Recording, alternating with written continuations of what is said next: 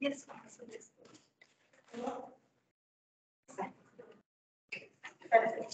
No voy a hacer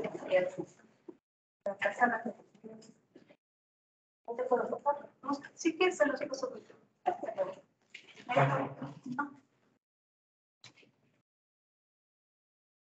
Muy buenas tardes.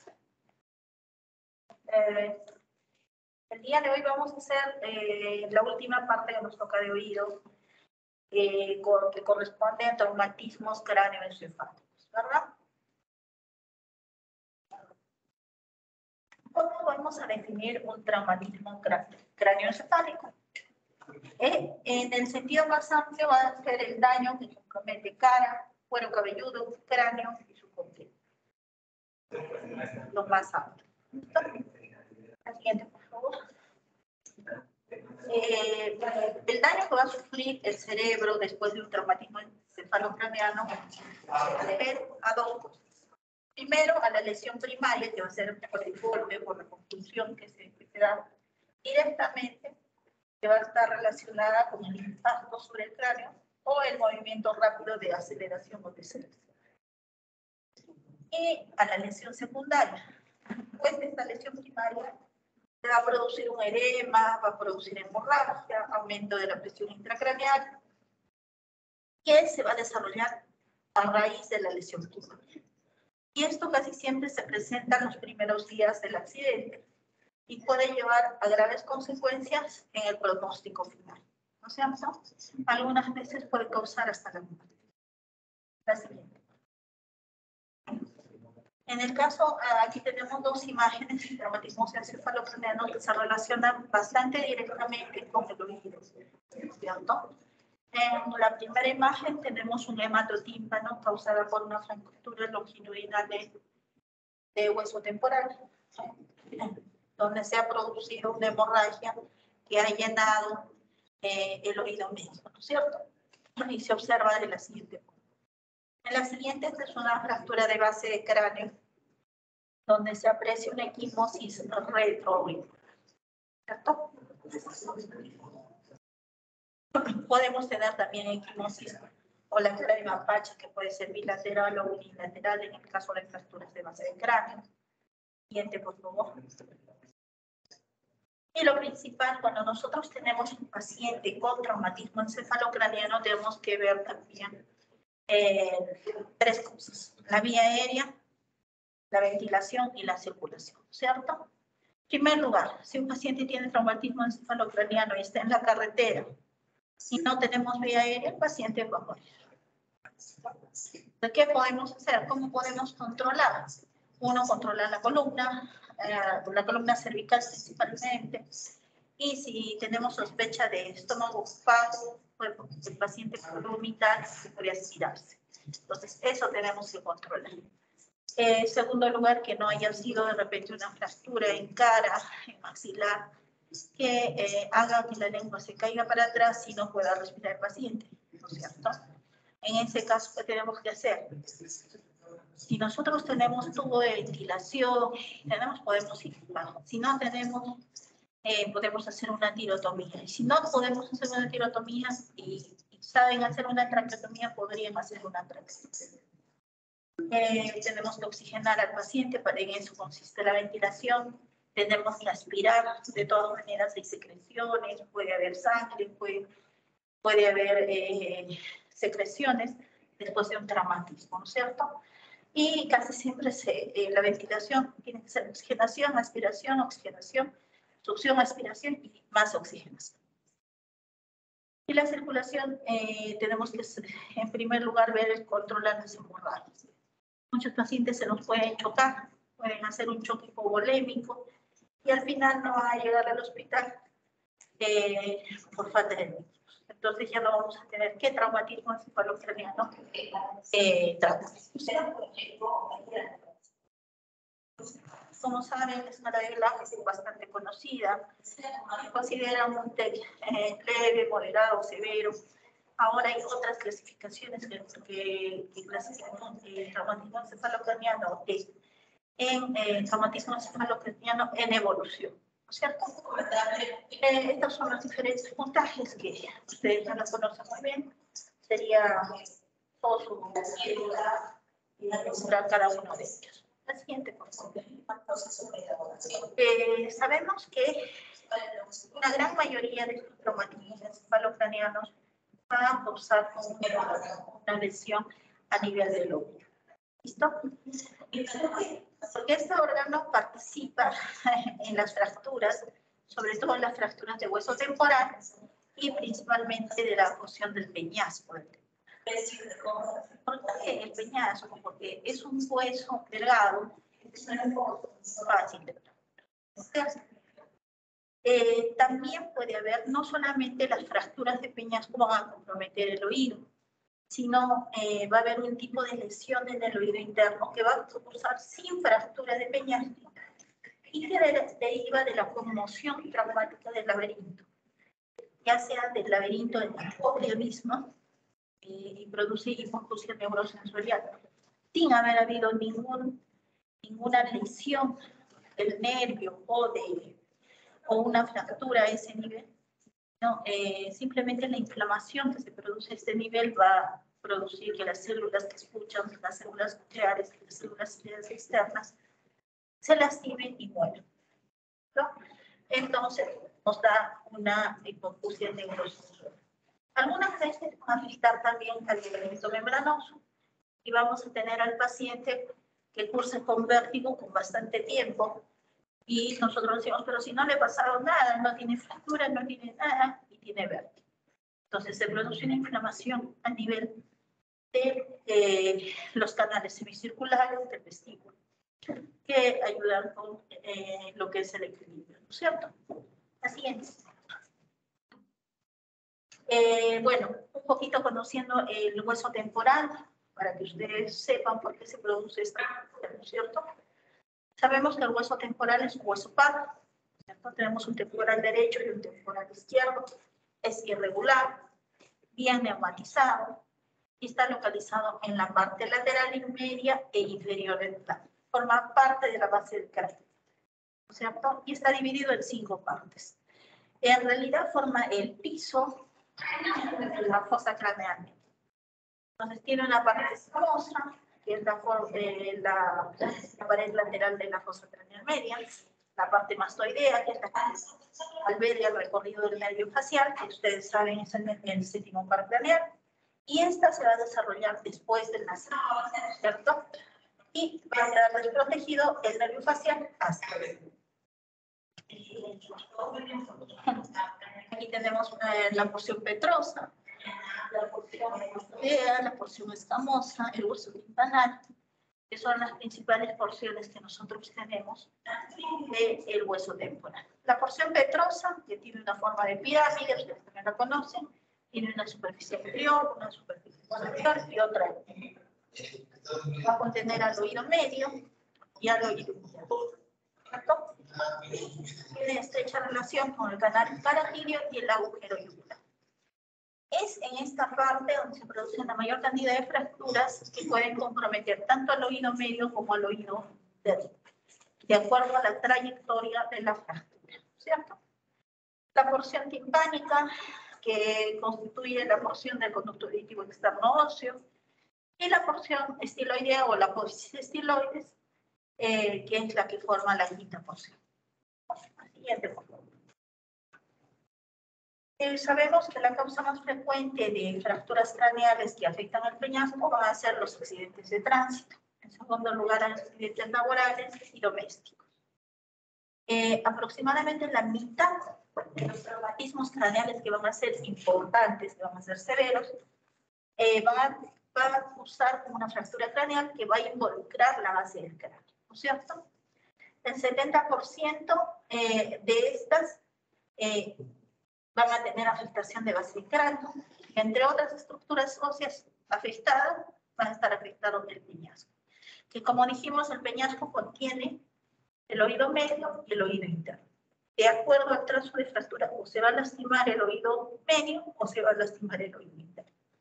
Si se lastima el oído medio, es menos grave. Si se lastima el oído interno, ahí podemos tener hipoacusias irreversibles, ¿no es cierto?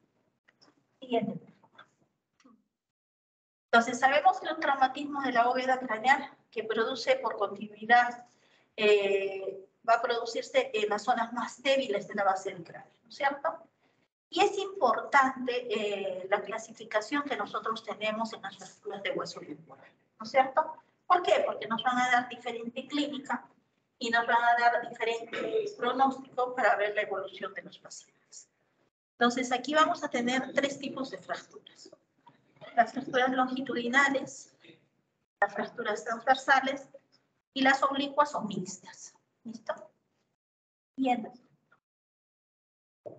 Vamos a hablar sobre las fracturas longitudinales. En el caso de las fracturas longitudinales, esta va a afectar la parte del oído medio, atraviesa la caja del oído medio y va a caracterizarse casi siempre, o va a haber otorragia o va a haber hematotímpano.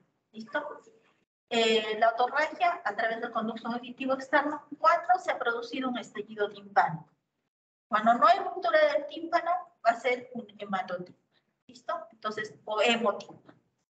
Entonces, esa es su principal característica. Puede haber lesión por fractura de la cadena auricular, nos va a dar una impotencia de transmisión. Y cuando afecta la fractura, el trayecto de la puede haber parálisis facial. Es bastante raro. Pero puede pasar. Lo mismo el hematotímpano que les conté. Este pronto va a ser una otorragia porque parece haber una lesión de continuidad. Puede drenar y convertir en una otorragia. La siguiente. Son las fracturas, las longitudinales más frecuentes, esa es una de sus características. Va a afectar oído externo y oído medio.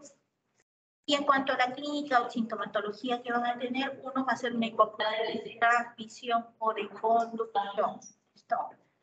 Puede haber otorragia, puede haber el signo de Bartlett. El signo de Bartlett es la equimosis que hay auricularmente. Puede haber también otolicorrea siempre y cuando se haya producido una lesión de la dura madre. ¿No es cierto? Rara es la parálisis facial, como les decía, solo si está muy posterior puede producir parálisis facial. Y en la otoscopía lo que vamos a ver es la otorragia, el hematotímpano y el desgarro en algunas oportunidades en la pared. Siguiente, por favor.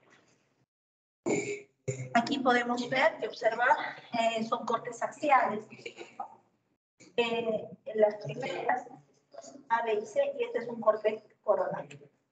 Entonces vamos a ver las fracturas longitudinales de hueso temporal. Ustedes logran ver, aquí hay una fractura, sangre de este nivel. Y lo que nos va a dar es hematotímpano, ¿verdad? Aquí tenemos otra fractura. ¿Listo? Y aquí hay una disyunción de la cadena auricular, si ustedes lo ven. Igual, lo mismo. ¿Listo? Siguiente, por favor. Eso en cuanto a las fracturas longitudinales. Las fracturas transversales son un poco menos frecuentes, pero son más graves. ¿Listo? Generalmente va a afectar la totalidad del laberinto. Entonces va a haber una alteración tanto foveal como vestibular. Va a haber alteración de la audición, va a haber alteración del equilibrio. Y en este caso, la hipoacusia que se presenta en la otra era conductiva o de transmisión. En el caso de las transversales neurosensoriales o de percepción, ¿cierto? Va a haber sordera, arreflexia vestibular, frecuente la parálisis facial en este caso. Puede haber vértigo, sobre todo vértigo de carácter periférico, ¿no? Con todas las características que nosotros conocemos. Bate al lado sano y presenta un cuadro neurológico variable por el traumatismo encefalocránico, ¿no es cierto? La siguiente, por favor. Aquí tenemos una fractura transversal. Pueden ver cómo corta la cóclea y corta los conductos sepsicos, ¿cierto? Entonces aquí el paciente va a debutar con una sordera profunda y es una hipoacusia neurosensorial o de percepción. Y también con vértigo. ¿Listo? Un vértigo severo porque ya no tenemos el órgano vestibular de cerebro. Siguiente. Son menos frecuentes, más o menos corresponden a un 20% de todas las fracturas de hueso temporal. Son más graves, como les decía, afectan el oído interno. Y en cuanto a sintomatología, lo que vamos a encontrar es una hipoacusia neurosensorial, pero es profunda. ¿Listo? Porque se ha destruido la puede haber tinnitus o acúfenos, un vértigo intenso. El 50% de estas fracturas va a ir con parálisis facial, que va a ser de mal pronóstico porque va a haber una sección nervio facial. Compromete y secciona el nervio facial. Y en la otoscopía, si nosotros hacemos una otoscopía en ese momento, va a estar normal. Cada vez puede haber hematotímpano, sobre todo en aquellas que son mixtas, más en las que es transversal. La siguiente. Aquí tenemos otros ejemplos de fractura. Puede mirar usted que involucra el oído interno y todavía está un poco desplazada. Igual a este nivel. Igual acá. Compromete la copa. Bueno, así es. Y vamos a hablar también sobre las fracturas oblicuas o mixtas. En este caso son tímpano-laberínticas. ¿Qué quiere decir? Que probablemente no sea un solo trazo de fractura, sino hayan varios, o por lo menos dos. ¿Listo? La sintomatología va a englobar ambos. Puede haber hipoacusia evolutiva, puede haber hipoacusia neurosensorial, puede haber una hipoacusia mixta. La parálisis facial más bien, en este caso, es en el 100%. El paciente siempre va a tener parálisis facial. Aquí tenemos fracturas mixtas, trazo. Acá tenemos otro trazo. Pueden ver, acá tenemos 3 trazos de fractura. ¿No es cierto? Igual acá, aquí hay una, aquí hay otra, y acá hay otra. A este nivel. Y podemos ver el trazo de fractura aquí. Y podemos ver el trazo.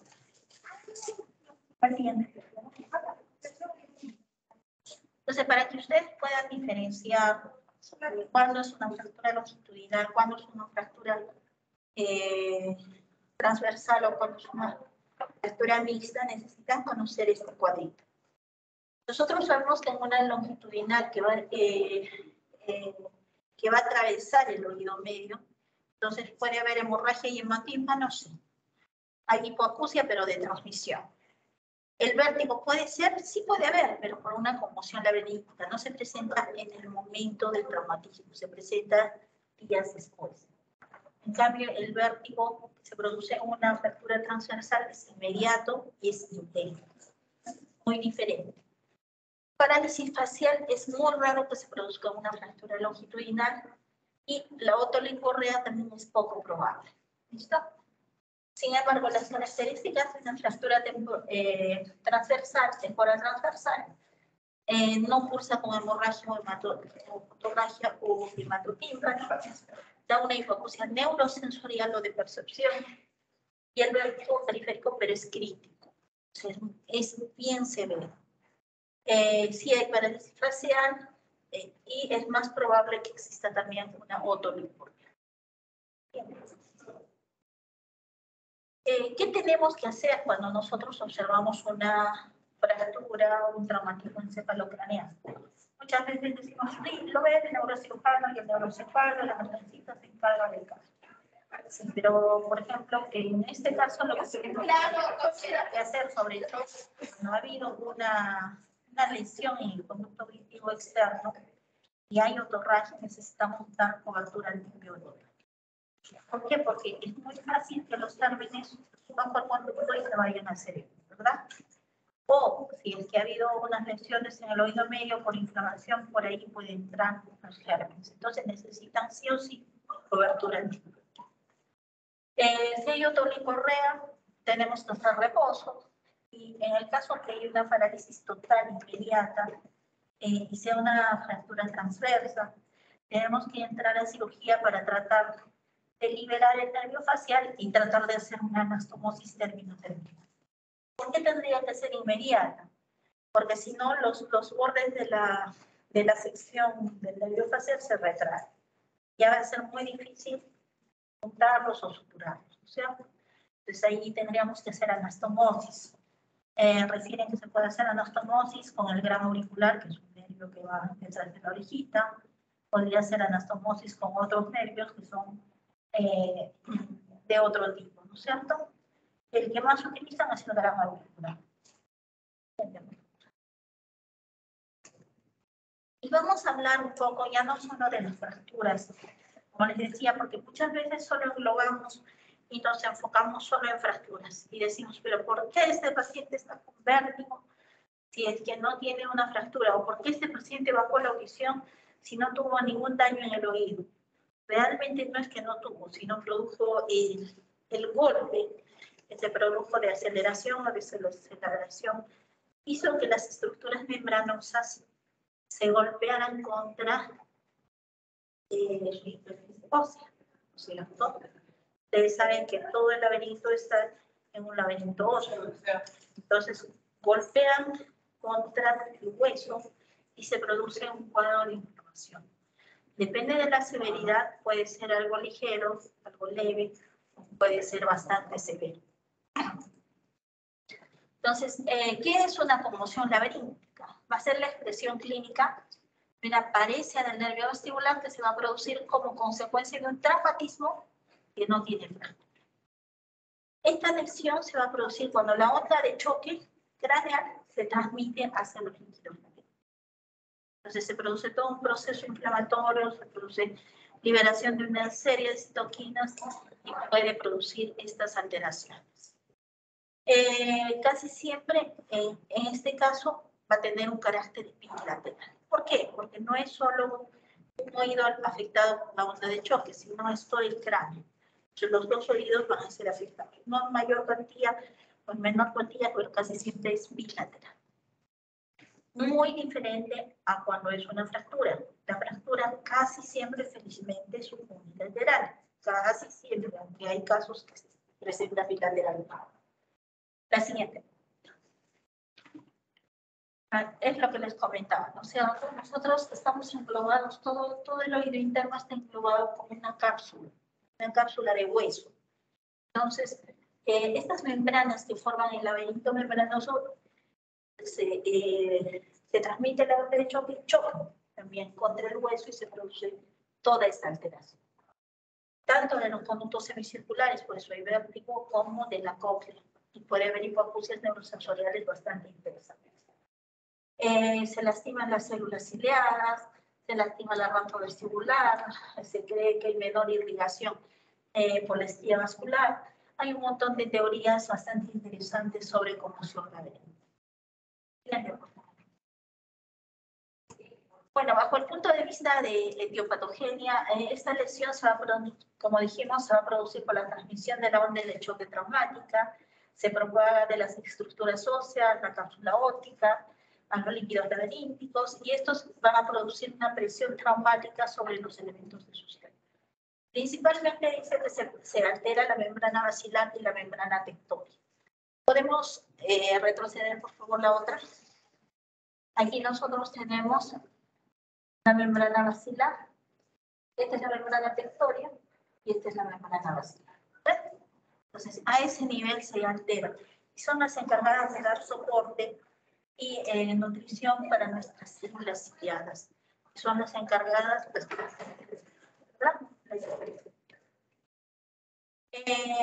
Entonces se va a producir esto a nivel de la cóclea según el laberinto vestibular, ¿no es cierto? Ambos están afectados. Tenemos acá una cóclea, como estas son células ciliadas externas, una microfotografía. Como decimos, están intactas, están como peinaditas, si ustedes la pueden ver. Este es un daño cóclear, ¿cierto? Donde Hay algunos lugares donde todavía están las células externas y hay lugares donde no. Siguiente.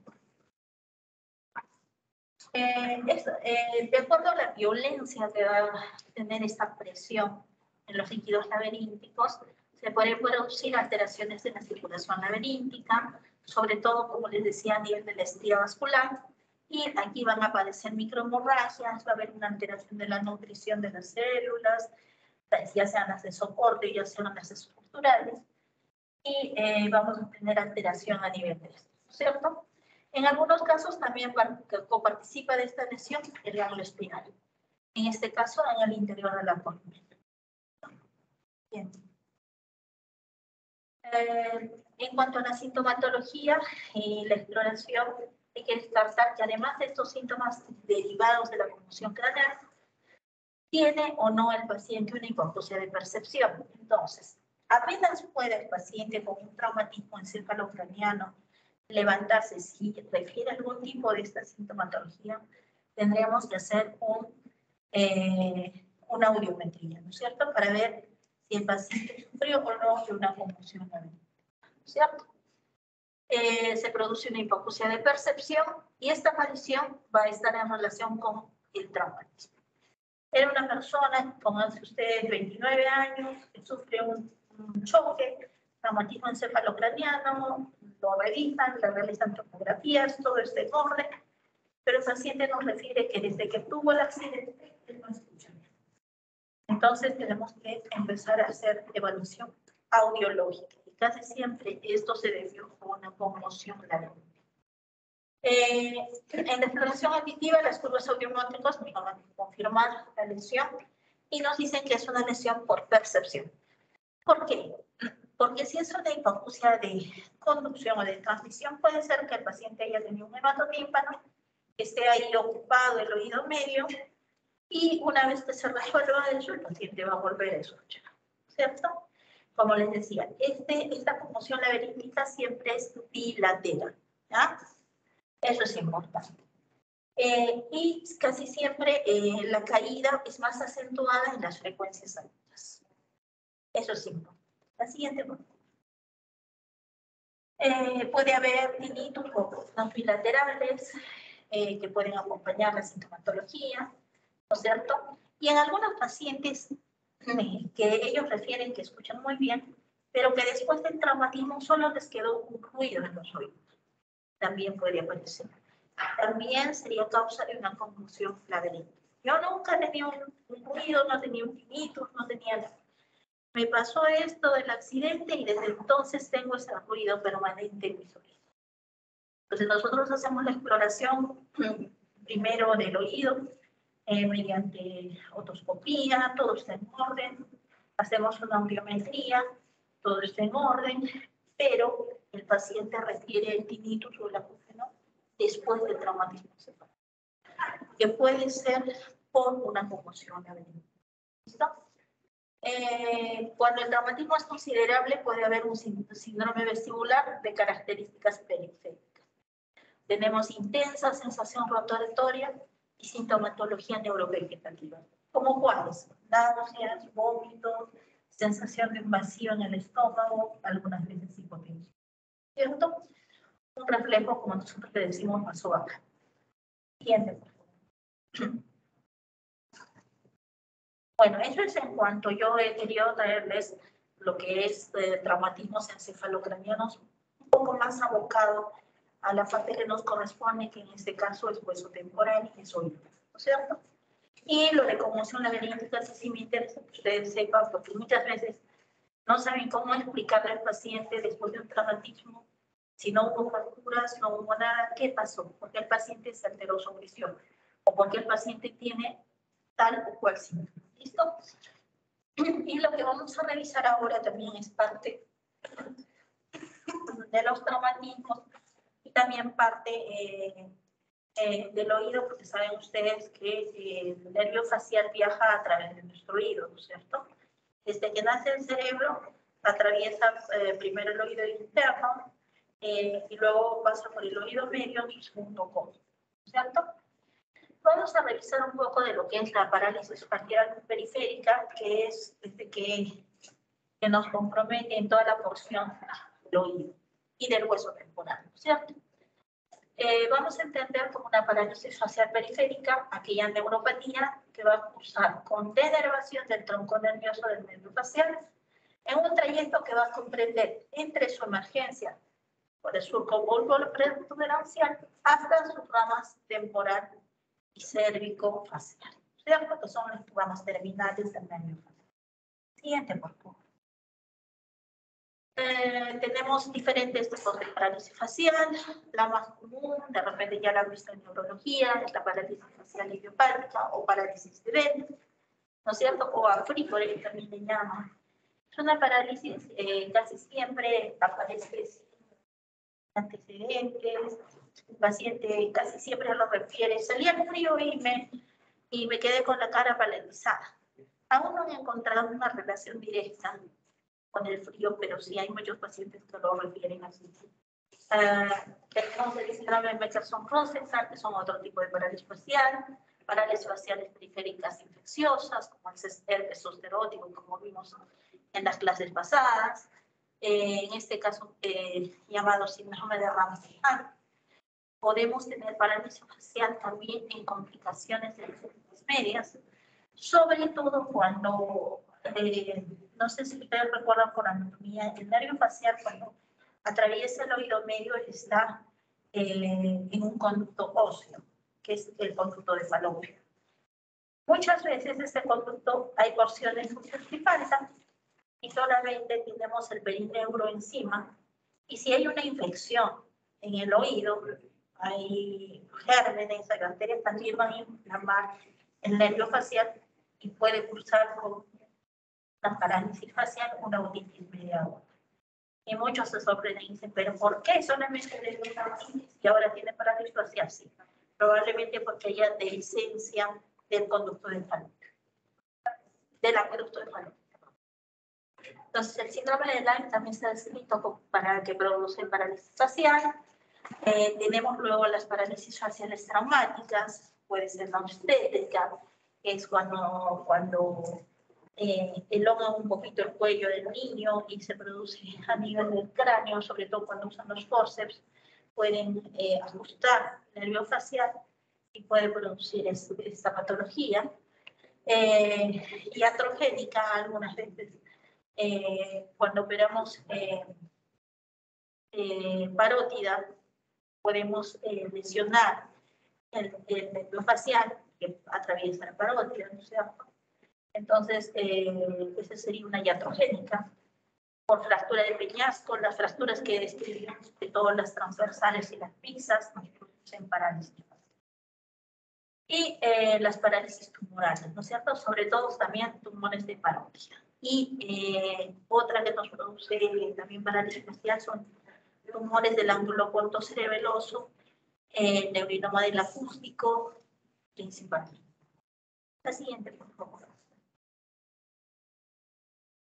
Para conocer un poquito el nervio facial, sabemos que es un nervio mixto, ¿no es cierto? No solamente tiene fibras motoras, tiene fibras secretoras, sensitivas, sensoriales. Las fibras motoras van a inervar la musculatura facial y el músculo del estribo. Las fibras parasimpáticas producen la secreción salival, la lacrimal y la nasal. Muchas veces nosotros nos preocupamos de la secreción lacrimal cuando hay una parálisis facial y nos olvidamos de la naricita, que a veces el paciente la siente seca y la siente fría. Entonces podemos utilizar un ungüento a ese nivel también. Las fibras sensitivas nos dan sensibilidad cutánea, sobre todo del área de Ramsay-Hunt, que forma parte del conjuntivo externo, sobre todo la parte externa y parte de la concha auricular. Y fibras sensoriales nos dan la sensibilidad gustativa, ¿no es cierto? De una hemilegma. La siguiente. Entonces aquí tenemos un gráfico donde nos muestra las diferentes partes del nervio facial, las que van a las glándulas salivales, las que van hacia las que van hacia el nervio mediano que da la secreción lacrimal, ¿no es cierto? Y las diferentes ramas que nos inervan la parte motora de la cara. La siguiente. Esta es otra, un poco más explicativa, la secreción lacrimal, la secreción nasal, la parte gustativa, ¿no es cierto? El ganglio de Ramsay, la parte sensitiva de Ramsay-Hunt, los músculos de la cara, el músculo del estribo. Entonces, para que ustedes más o menos vean todos los componentes que tiene el nervio facial. Siguiente.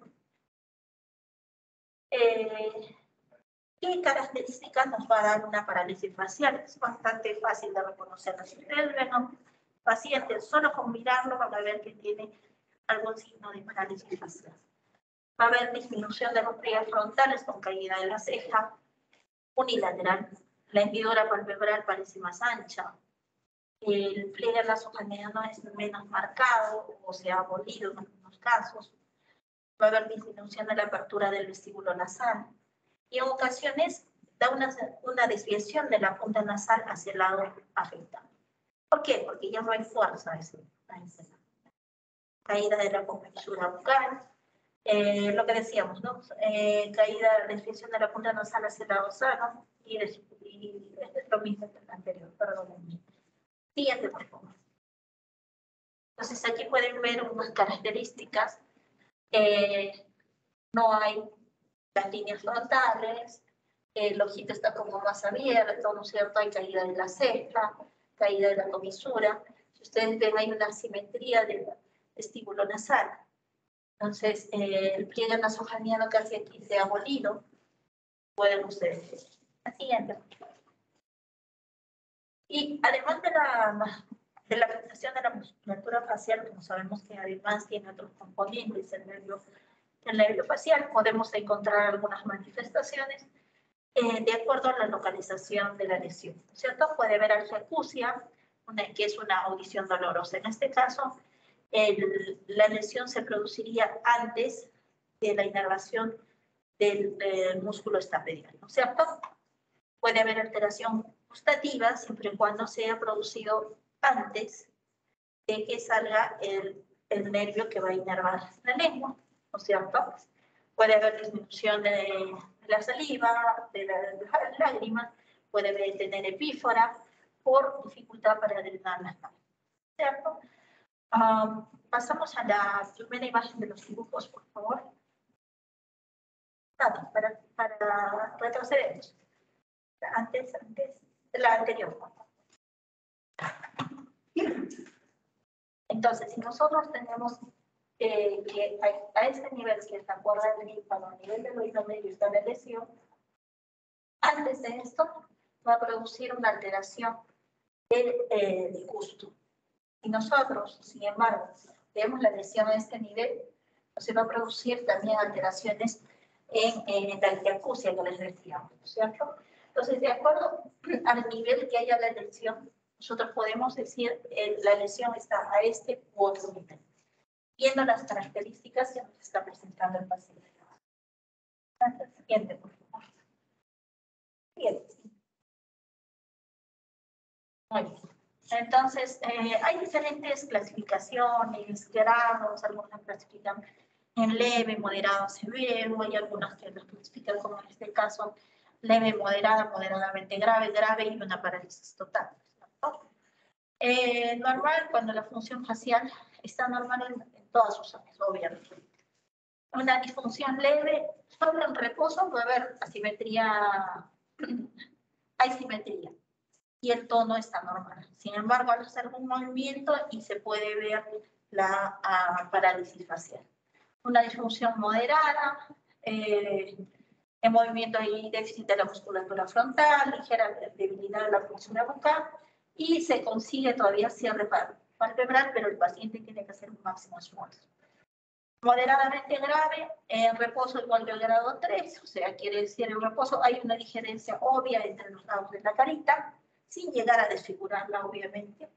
Y movimiento no responde a la región frontal, imposibilidad de cierre palpebral y asimetría de la comisura bucal. ¿Listo? En la disfunción grave hay asimetría, caída de comisura labial, disminución o ausencia de fluido labial. Y en movimiento solo hay una muy ligera actividad motora perceptible, ausencia de respuesta en la región frontal, cierre palpebral incompleto y ligero movimiento de la comisura bucal, pero en posición de máximo esfuerzo. Y en la parálisis total, que casi siempre se da con una sección facial, va a haber una pérdida completa del tono muscular facial e inexistencia de los movimientos. Siguiente, por favor. ¿Cómo hacemos un diagnóstico de la parálisis facial? Primero, preguntándole al paciente, haciendo una buena anamnesis.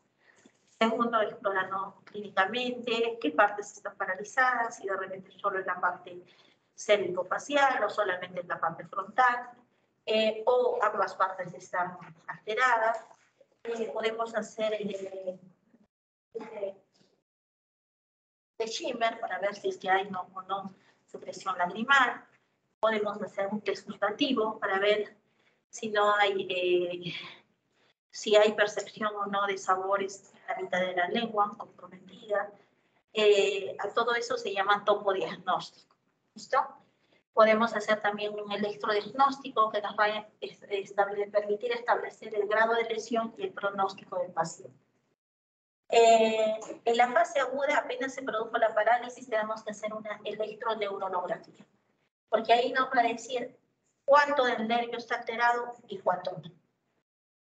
Esta se hace en la fase aguda de la parálisis. Y para pronóstico, sobre todo, se hace la electromiografía. No nos es útil en la fase aguda, pero sí pasadas 2 semanas para evaluar la evolución de la parálisis. ¿Qué hace la electromiografía? Nos dice cuántas fibras o cuánto porcentaje de todas las fibras del nervio facial quedaron indemnes y cuántas se dañaron.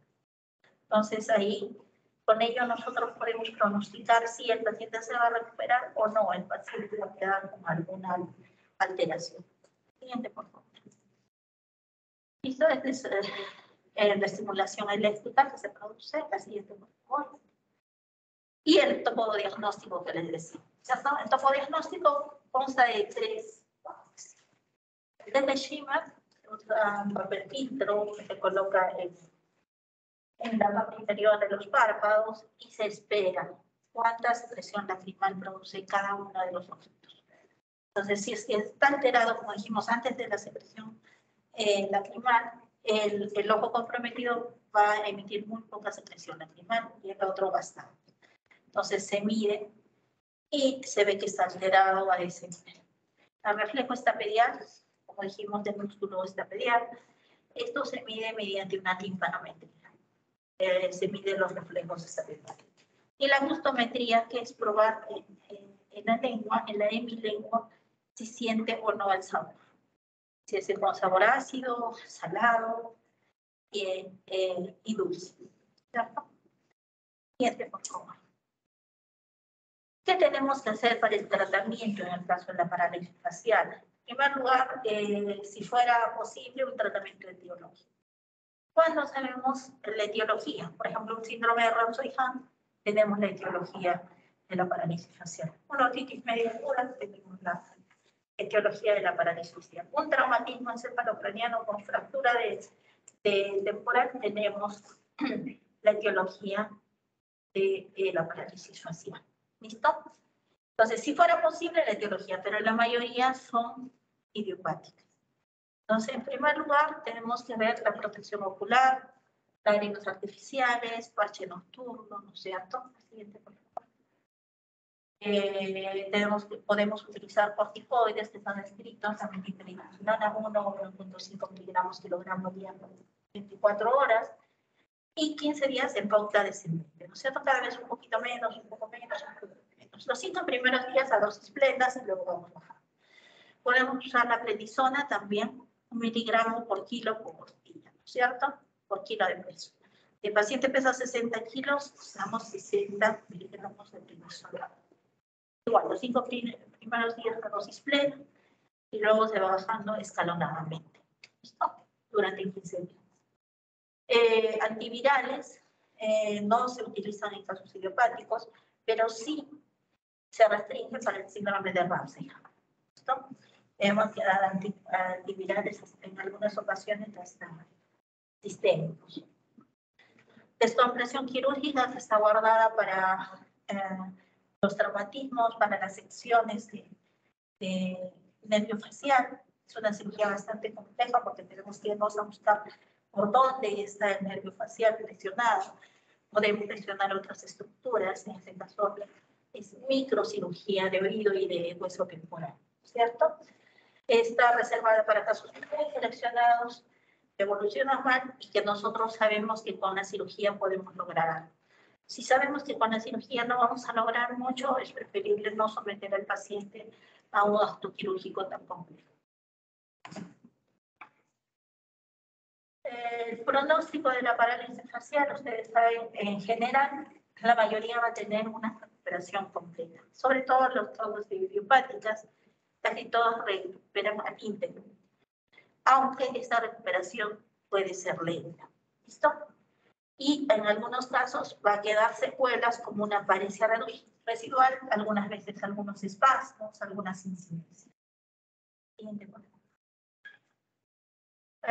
Los factores de pronóstico, el grado de afectación clínica, si la parálisis es incompleta, en la primera semana es el factor más grande.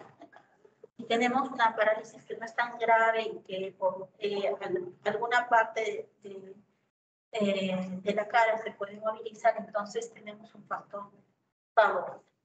La edad, cuanto más joven es el paciente, el pronóstico es mejor.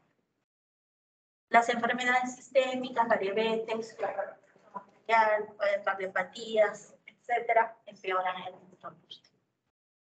Y la ausencia de reflejo del músculo del estribo también empeora el diagnóstico. ¿Por qué? Porque se sabe que la parálisis facial es más alta. Es casi en el conducto auditivo interno. ¿Listo? Muy bien. Bueno, y eso es lo que les he querido traer el día de hoy. Es un resumen de lo que es, sobre todo traumatismos encefalocraneanos, abocados un poco más a la porción del oído que necesitan conocer. Yo supongo que en neurología, en neurocirugía tratarán un poco más sobre traumatismos encefalocraneanos y parálisis facial de igual manera. No sé si tuvieran alguna duda, pregunta, chicos. En función de la diagnóstica, dijo que son las bilaterales y las fracturas inicialmente son laterales, pero había casos en los cuales diciendo que podrían ser fracturas laterales, ¿no? Sobre todo los accidentes de tránsito por severos. Hay accidentes de tránsito que no hay hueso que uno no se transfiera. Entonces ahí sí, son raros los casos, pero sí puede haber bilateral. Es rarísimo, pero el más frecuente es la verídica que sea bilateral. Pues queremos más. ¿Puede explicar por favor el gráfico de cuando se produce la hiperplasia y la violación de estatutos? La imagen, ¿dónde?